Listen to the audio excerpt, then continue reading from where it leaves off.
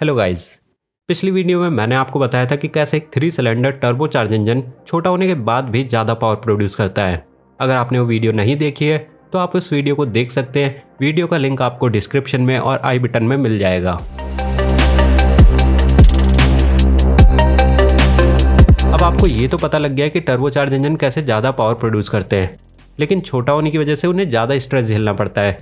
इसीलिए आपको turbocharge engine वाली कार्स को चलाते हुए कुछ खास बातों का ध्यान रखना पड़ता है। अगर आप उन बातों का ध्यान नहीं रखेंगे तो आपकी कार का इंजन जल्दी खराब हो सकता है और आपको माइलेज भी नहीं मिलेगा। देखिए, कार ड्राइव करना तो सबको आता है, पर इफ़िशिएंटली कार ड्राइव करना सबको नहीं आता है, स्पेशली टर्बो कार्स को। इसीलिए काफ़ी लोग नई कार लेने के बाद कहते हैं कि उन्हें इंजन में प्रॉब्लम फेस करनी पड़ रही है और वो अच्छा माइलेज भी नहीं निकाल पा रहे हैं। तो आज मैं आपको कुछ ड्राइविंग टिप्स दूंगा, स्पेशली टर्बोचार्ज इंजन वाली कार के लिए, जिन्हें फॉलो करने के बाद आप अपनी कार के इंजन की लाइफ और माइलेज दोनों बढ़ा सकते हैं। तो शुरू करते हैं पॉइंट नंबर 1 से।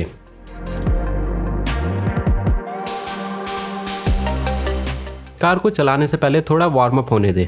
मुझे पता है ये आपने पहले भी सुना होगा, लेकिन टर्बोचार्ज इंजन वाली कार के साथ ये स्टेप मैंडेटरी हो जाता है। देखिए, टर्बोचार्ज इंजन में ऑयल को सिर्फ इंजन को कूल नहीं करना है, उसे इंजन के साथ साथ टर्बो को भी कूल रखना होता है। तो जब आप कार को कोल्ड स्टार्ट करते हैं तो ऑयल का टेम्परेचर काफ़ी कम रहता है और ऑयल की कंसिस्टेंसी भी थिक होती है, जिससे वो टर्बो से ठीक से फ्लो नहीं कर पाता है और उसे ठीक से ठंडा नहीं रख पाता है। अब अगर आप सीधा गाड़ी में बैठते ही कार को स्टार्ट करके सीधा ड्राइव करने लगेंगे और पावर डिमांड करेंगे तो टर्बो ओवर हीट होगा, क्योंकि ऑयल अभी ऑप्टिमल टेम्परेचर में नहीं पहुंचा है, जिस वजह से वो टर्बो से ठीक से फ्लो नहीं कर रहा है। इस वजह से टर्बो में वियर टियर बढ़ेगा, जो कि अल्टीमेटली टर्बो की लाइफ को इम्पैक्ट करेगा। तो जब भी आप कार को कोल्ड स्टार्ट करें तो उसे ड्राइव करने से पहले 1 या 2 मिनट आइडल पे रखिए, ताकि जो ऑयल है वो ऑप्टिमल टेम्परेचर पे पहुंच सके। ये पॉइंट पिछले पॉइंट का अपोजिट है। पहले हमने वार्म अप की बात की थी, अब हम कूल डाउन की बात करेंगे। टर्बो चार्जर बहुत हाई आरपीएम पे स्पिन करते हैं। अब अगर आप अच्छी खासी ड्राइव से आ रहे हैं हाईवे वगैरह से, तो रुकते ही कार के इंजन को ऑफ मत कीजिए, थोड़ी देर ऑयल को कूल डाउन होने दीजिए। क्योंकि अगर आप रुकते ही डायरेक्टली इंजन को ऑफ कर देंगे तो उससे क्या होगा, इंजन में ऑयल का फ्लो भी रुक जाएगा। और क्योंकि टर्बो हाई आरपीएम पे स्पिन करता है तो वो बहुत गर्म रहता है, जिस वजह से जो ऑयल उस टाइम टर्बो के अंदर रहेगा वो जल जाएगा, जिस वजह से टर्बो के अंदर ऑयल डिपॉजिट्स बन जाएंगे।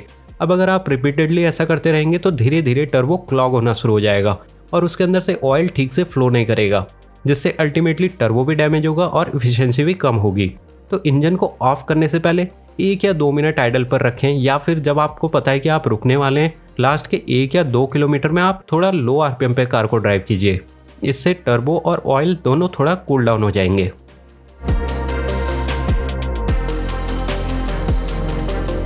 टर्बो इंजन्स में आपको एयर फिल्टर्स का भी खास ध्यान रखना पड़ता है। वैसे तो नॉन टर्बो इंजन्स वाली कार में भी आपको एयर फिल्टर चेंज करते रहना चाहिए, पर टर्बोचार्ज कार्स में आपको ज़्यादा बार एयर फिल्टर चेंज करना पड़ेगा एक नॉर्मल कार के मुकाबले, क्योंकि टर्बो बहुत फास्ट स्पीड में एयर को सक करता है और उतना ही ज़्यादा वो एयर के साथ डस्ट को भी अंदर खींचेगा, जिससे एयर फिल्टर में ज़्यादा डस्ट ट्रैप होगी। और अगर आप टाइम पर एयर फिल्टर को क्लीन या फिर रिप्लेस नहीं करेंगे तो वो डस्ट टर्बो और इंजन के अंदर जाके उन्हें डैमेज कर देगी। तो अगर आपकी गाड़ी ऐसी जगह चलती है जहाँ धूल मिट्टी ज़्यादा है, या फिर आप ज़्यादा ऑफ रोड ट्रिप्स करते हैं, तो आप एयर फिल्टर को टाइम टू टाइम चेक करते रहिए और कंडीशन के हिसाब से उन्हें क्लीन और रिप्लेस कीजिए।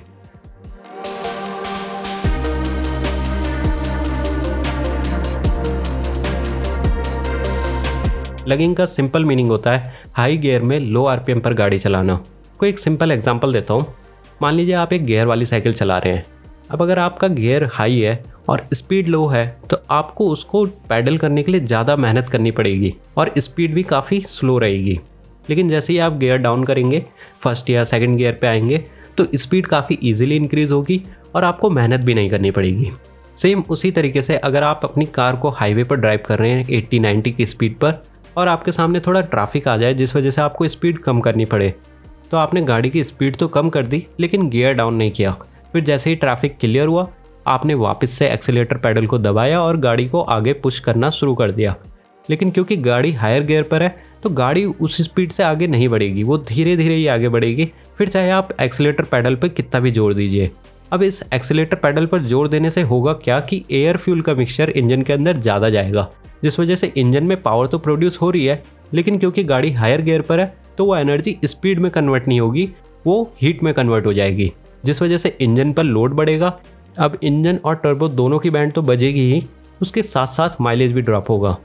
और ये क्रूज़ कंट्रोल के साथ भी होता है, क्योंकि काफ़ी बार हम स्पीड वापस गेन करने के लिए क्रूज़ में रिज्यूम का बटन दबा देते हैं और गियर को डाउन शिफ्ट नहीं करते हैं। इसीलिए हमेशा गियर को अप शिफ्ट के साथ साथ डाउन शिफ्ट भी सही टाइम पर करना ज़रूरी है।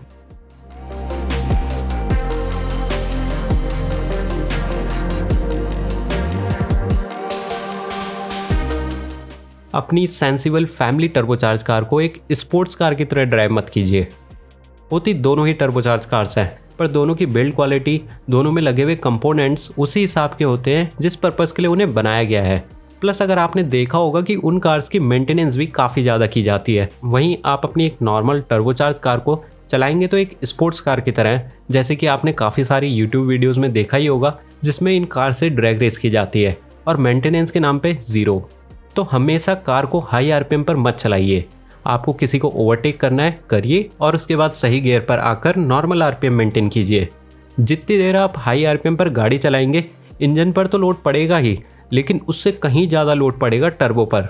एग्जाम्पल के लिए बताऊँ तो अगर आपकी कार का इंजन 3000 से 4000 आरपीएम पर रन कर रहा है तो टर्बो चार्जर की स्पीड लगभग 1 लाख आरपीएम से ऊपर होगी। तो गाड़ी चलाते हुए आप इन चीज़ों का खास ध्यान रखिए। आप इंजन ऑयल को टाइम टू टाइम चेक करते रहिए और ज़रूरी नहीं है कि कंपनी रिकमेंडेड टाइम पीरियड पर ही आप ऑयल चेंज करेंगे। आप उससे पहले भी ऑयल चेंज कर सकते हैं depending on the oil condition. इसके साथ साथ आपको एयर फिल्टर भी टाइम टू टाइम चेक करते रहना है और उसकी कंडीशन के हिसाब से उसे भी क्लीन या फिर चेंज करिए। फिर आप कार ड्राइव करते हुए सही आरपीएम और सही गियर मेंटेन करके चलिए। क्रूज़ कंट्रोल हाईवे पर आपकी एफिशिएंसी बढ़ा सकता है क्योंकि वो एक यूनिफॉर्म आरपीएम मेंटेन करके रखता है, पर ध्यान रखिए कि आप क्रूज़ कंट्रोल से इंजन लगिंग ना करें। तो ये सब कुछ पॉइंट्स थे जिन्हें फॉलो करने के बाद आप अपनी टर्बोचार्ज कार के इंजन को ज़्यादा रिलायबल बना सकते हैं और साथ ही माइलेज भी बढ़ा सकते हैं। देखिए, माइलेज इंजन के साथ साथ और भी काफ़ी सारे फैक्टर्स पर डिपेंड करता है, जैसे कि टायर प्रेशर, एसी यूज़ हो रहा है या नहीं हो रहा है, विंडोज़ खुली है या नहीं, गाड़ी पहाड़ पर चढ़ रही है या फिर प्लेन रोड पर चल रही है, सिटी के ट्रैफिक में है या फिर हाईवे में है। तो ऐसी बहुत सारी चीज़ें हैं। पर अगर आप मेरी बताए हुए टिप्स को फॉलो करके इंजन को सही तरीके से मेंटेन करके रखेंगे और सही तरीके से ड्राइव करेंगे तो आप माइलेज को काफ़ी हद तक इम्प्रूव कर सकते हैं। तो इस वीडियो को यहीं एंड करते हैं और हमेशा की तरह अगर आपको ये वीडियो इन्फॉर्मेटिव लगा हो तो इस वीडियो को लाइक कीजिए और एक छोटा सा कमेंट करके अपना फीडबैक ज़रूर दीजिए। देखिए, आपके एक छोटे से कमेंट, शेयर और लाइक से इस वीडियो की रीच बढ़ेगी, जिससे आप मेरे चैनल की ग्रोथ में कंट्रीब्यूट कर सकते हैं। तो मिलते हैं नेक्स्ट वीडियो में, तब तक के लिए हैव अ सेफ ड्राइव।